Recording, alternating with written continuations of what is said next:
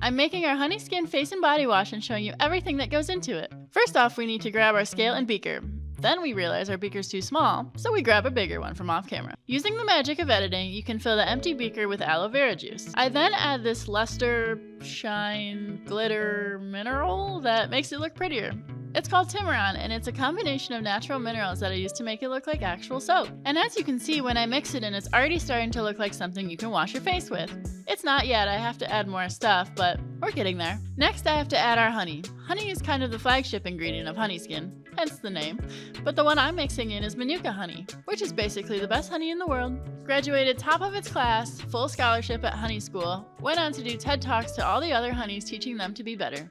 But in all seriousness, it's this amazing honey imported from New Zealand, and it's one of the best things you can put on your skin. With that done, I can set the beaker aside as everything next needs to be premixed in a separate container. First off is propanediol, which is a natural preservative that also helps bind everything that's in the wash together. Next, I'm adding in Euxil and Geogard. These are also natural preservatives that improve the shelf life of the wash. The reason I have to use multiple preservatives is that the only other natural preservative I can use is alcohol, which tends to dry out most people's skin. Now I have to add tapioca flour, which gets everywhere. You can already see I've spilled some on my desk in between scoops. Next, you clean up the tapioca, which again is everywhere. Now I add xanthan and cellulose gum. These are both natural thickening agents. Cellulose gum is made from plant fibers, and xanthan gum is made from fermented sugars. Last is hyaluronic acid. This is one of the most hydrating things you can use for your skin. It's incredible. Now you just mix it all up so that everyone is very familiar with each other, and they become so well bonded that they have the consistency of donut glaze? Now it's time for the premix to meet its new family.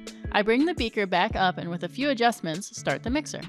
Now I just need my spatula. I had one. Oh, thank you, off-screen person who will remain nameless. This needs a few minutes to thicken, so let's get going on another premix. First off is vitamin E, followed by a splash of orange essential oil. Lastly, I need to add sahami. This is an extract from a flower in Australia, and it is amazing. It's one of the best moisturizers on the planet. It's also incredibly expensive, so I need to be very careful not to spill any. Mix all of it together with my recently acquired spatula, and into the beaker it goes. After a little while of blending and everyone becoming familiar with their new brothers and sisters, it's time to add the final ingredients to the mix. All that's left to do now is add diesel glucoside and cocamidopropylbutane. These are both plant-derived ingredients that get dirt out of the pores and also create that soapy, sudsy feel that we have all come to appreciate in our soap. Mix it all together for a few minutes, making sure to tire your arm out as you get the edges of the beaker. And with that, our face and body wash is made. All that's left to do is put it into a bottle, which I swear I had one around here a second ago. Oh, there it is! After finding the bottle, make sure to hand model for good measure. Now, this is normally made in bulk production with automatic fillers, but I have a funnel, so basically the same thing, right?